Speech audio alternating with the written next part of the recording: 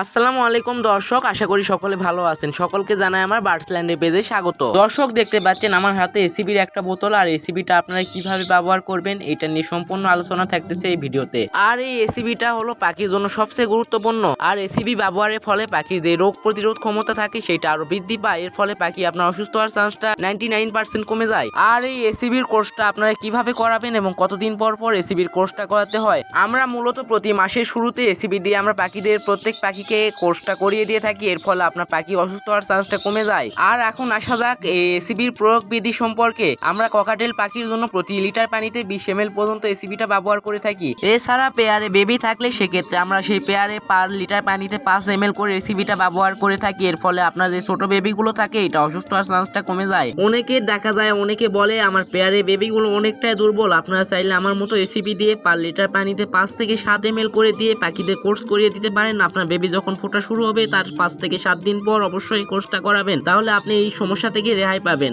এছাড়া আমরা budgerigar, lovebird এই পাখিগুলোকে পার লিটার পানিতে আমরা 10 থেকে 12 ml পর্যন্ত এসিবিটা ব্যবহার করে থাকি। এতে পাখির রোগ প্রতিরোধ ক্ষমতা অনেকটাই বৃদ্ধি পায়। আর আপনারা চাইলে আমার মতো এসিবিটা ব্যবহার করতে পারেন। এর মধ্যে অনেকের মনে একটা প্রশ্ন চলে আসছে, আমরা কোন ব্র্যান্ডের এসিবিটা ব্যবহার করব। আমরা আসলে ব্র্যাগের যে এসিবিটা হয় এটা আমরা ব্যবহার করে থাকি। সো দর্শক, আমাদের বার্ডসল্যান্ডের ভিডিওগুলো আপনাদের কেমন লাগে কমেন্টে জানাবেন। আর আজকে ভিডিওটা এই পর্যন্তই। আল্লাহ হাফেজ।